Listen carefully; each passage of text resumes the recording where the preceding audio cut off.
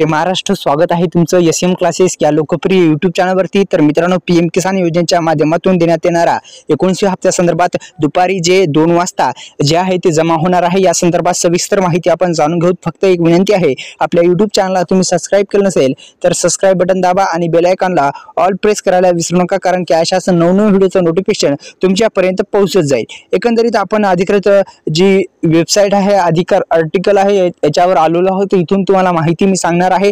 तर मित्रांनो, नवीन नियमानुसार कोणकोणत्या जे शासकीय कर्मचारी असतील किंवा निमशासकीय म्हणजे असतील कर्मचारी, त्यांना हप्ता मिळणार नाही, म्हणजे हप्ते मिळतच नाहीत। कारण की जे शेतकरी बांधव टॅक्स वगैरे रिटर्न वगैरे भरतात, आयटी टॅक्स वगैरे काय भरतात, तर त्यांना या योजनेचा लाभ मिळणार नाही, असं त्याच्यामध्ये 2019 पासून ही योजना सुरू करण्यात आली होती। पीएम किसान योजनेमध्ये असे नमूद केलेले काय आहेत, नियम आहेत। तर मित्रांनो, पीएम किसान योजनेच्या माध्यमातून देण्यात येणाऱ्या शेतकरी बांधवांना हप्त्यामध्ये अर्ज करायचा असेल तर थेट तुम्हाला सीएससी सेंटरला भेट देऊन 2025 रजिस्ट्रेशन, जर एकदाही तुम्ही पीएम किसान योजनेचं रजिस्ट्रेशन केलं नसेल, तुमच्या नावे जमीन असेल तर काही हरकत नाही, तुम्ही आता पण तुम्ही जे 2025 रजिस्ट्रेशन करून घ्या। करून घेतल्याच्या नंतर अप्रूव्हल मिळाल्याच्या नंतर तुम्हाला 19 हप्ता थेट तुमच्या खात्यामध्ये येऊन जाईल, काही अडचण नाही।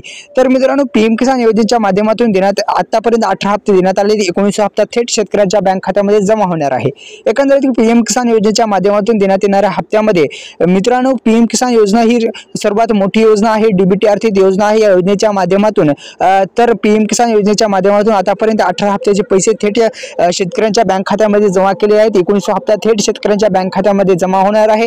तर अशा पद्धतीने हप्ता जो आहे तो जमा होईल, दुपारी 2 वाजता जमा होण्याची शक्यता वर्तवली जात आहे। मित्रांनो, आपल्या यूट्यूब चॅनलला तुम्ही सबस्क्राइब केलं असेल तर सबस्क्राइब बटन दाबा आणि बेल आयकॉनला ऑल प्रेस केल्याच्या नंतर बेल आयकॉनला ऑल प्रेस करा, अशाच नवीन व्हिडिओचं नोटिफिकेशन तुमच्या मोबाईलवरती येत जाईल। तर धन्यवाद मित्रांनो, जय शिवराय।